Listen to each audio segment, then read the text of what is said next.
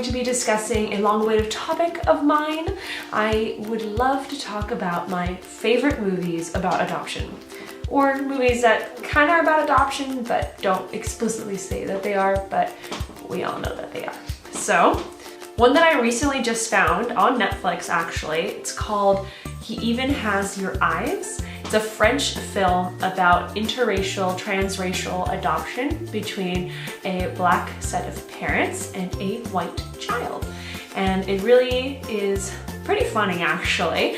There's a lot of humor, but there's also a lot of love, and it shows some of the difficulties that parents of color can go through in the adoption process, especially if there's racism or racial bias going through the system.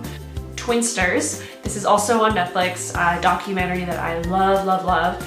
It is by Samantha Futterman, who is a young actress. You may know her from 21 and Over and Memoirs of a Geisha. She documents her own journey in discovering that she has an identical twin sister living in another country.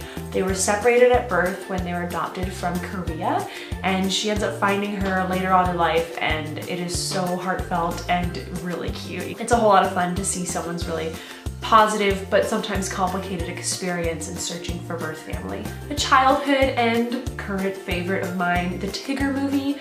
This is one of those movies that isn't expressly about adoption, but we all kind of know what Disney was going for there. He's always saying he's the only Tigger, and he kind of realizes that, well, he is the only Tigger, and he kind of goes on a search to find his family.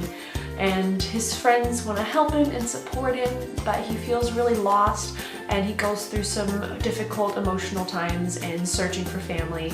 But of course his friends are there to support him, and even though they don't say it's about adoption, I feel like a lot of us can probably relate to the feelings that he has. And whenever I'm feeling down or I just need a little pick-me-up for my adoption search, Tigger movie is a good place to go.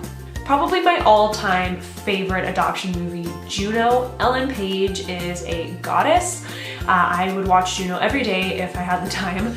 Juno is a really beautiful story, young woman going through the process of putting her child up for adoption and parents for her baby, and really the issues of being a young birth mother and going through pregnancy, but handling it in a really unique and uplifting way. She is hilarious and comes at it from a really genuine and beautiful point of view. Another recent one is Lion. Dev Patel starred in Lion. It's the true story of a young man who was born and raised for a few years in India when he actually got separated from his family and adopted to Australia. And Nicole Kidman plays his adopted mother, and probably my favorite part, other than his search, of course, for his birth family, is the relationship between his mother and him. Nicole Kidman does an absolutely beautiful job of expressing the emotions that some adoptive parents, or a lot of adoptive parents, go through, especially when their child is looking for a birth family, that it's not easy. It's one of the only recent movies about adoption that really made me cry, and I'd love to watch it again, but it's very powerful. And of course you can read the book about Saru's story, the man who actually lived the story. And the last two, of course, we all know and love Elf. Buddy the elf embraces the fact that he's adopted. He goes on a search for his birth father and finds more than he ever expected. And lastly, Philomena. This is not for the faint of heart, but Philomena is a woman living in Ireland who had her child actually taken away from her and given up for adoption into the United States, and she actually goes on a search for her child. It is based on the true story of Philomena Lee, and it is very powerful. So those are my favorite movies about adoption and being an adoptee and just embracing who you are and being proud of your story.